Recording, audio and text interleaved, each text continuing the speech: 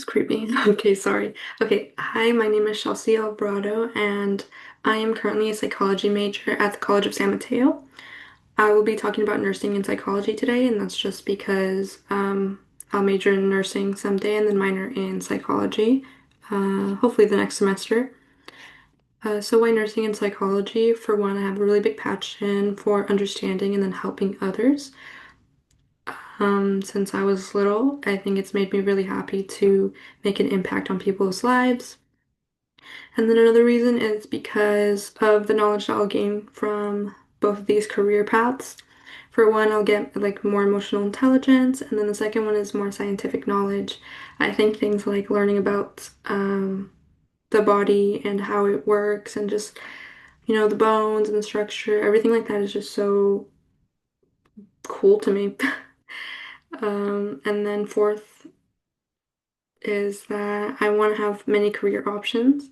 One of my biggest fears is being unhappy with the career I currently am in, and yeah, I just want to have the option to switch it whenever I want.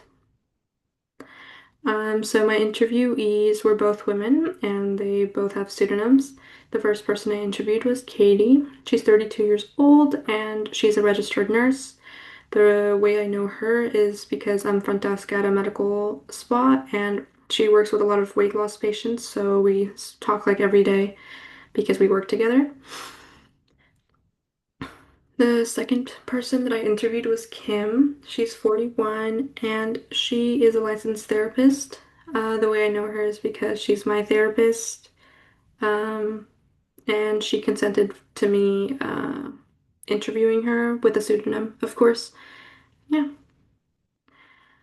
So the first communication skill that came up was from Katie, and she said that listening is 80% of what she does per session, which is it's a therapist thing. You have to listen most of the time, and you give the best advice you can from just understanding the information that she's receiving. And I ended up putting the listening model that you displayed in the class lecture, which is like hearing, attending, understanding, responding, and remembering. It's something that she has to do in her daily life because she works with different clients every day.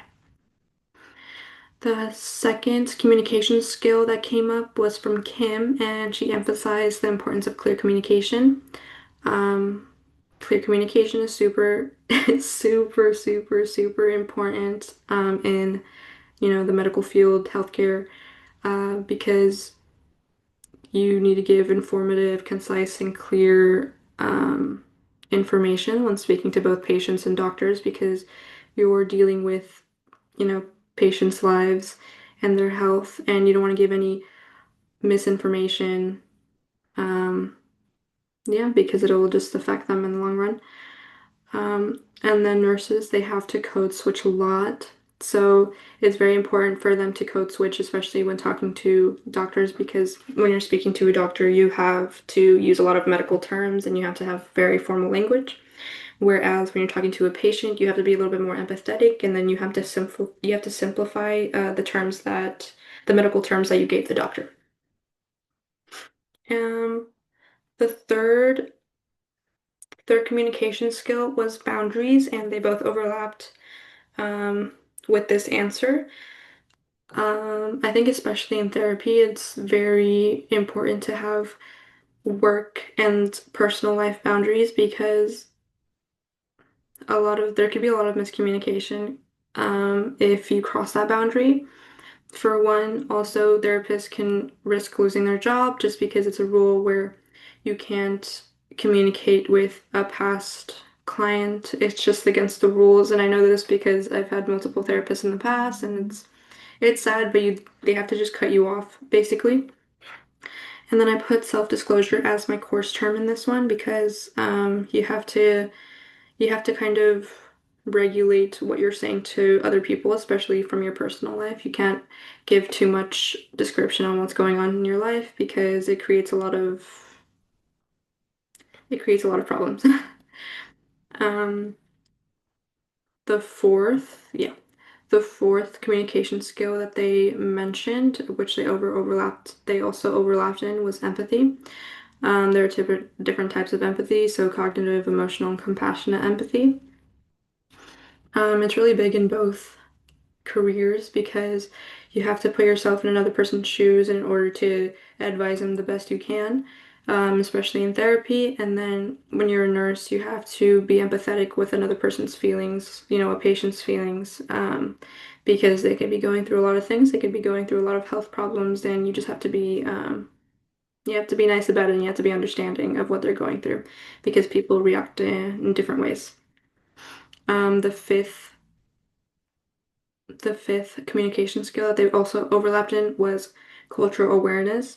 There are a lot of cultural norms that each culture has, and some things aren't okay to say, and some things aren't okay to do, like facial expressions, or just verbal messages that aren't okay to do with certain types of cultures. Yeah, so you have to be very inclusive. You have to be understanding as well. Like, if you don't know, then you have to ask.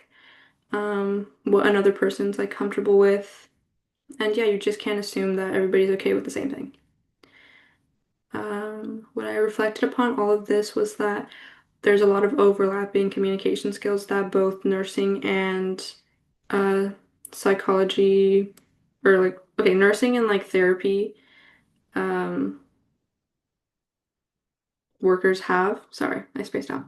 Um, And I think that's why I want to do like both and just want to learn both because there are things that I'm interested in. There's qualities that I think I have that'll work really well with both psychology and nursing. I'm also, I love to learn. So it's not going to be a problem for me when I go into nursing and I have to learn about like every bone in the body and stuff. Um, Yeah, it's mostly just my passion for learning and then passion for helping people. Um, and that's why I want to do both nursing and still minor in psychology. And yeah, I have the course terms that I used in my slides is over here. They're all highlighted in, they're all bolded in orange. And then I have my reference page at the end. Yeah, that's it. Thank you for listening. I hope I did well. Okay, bye.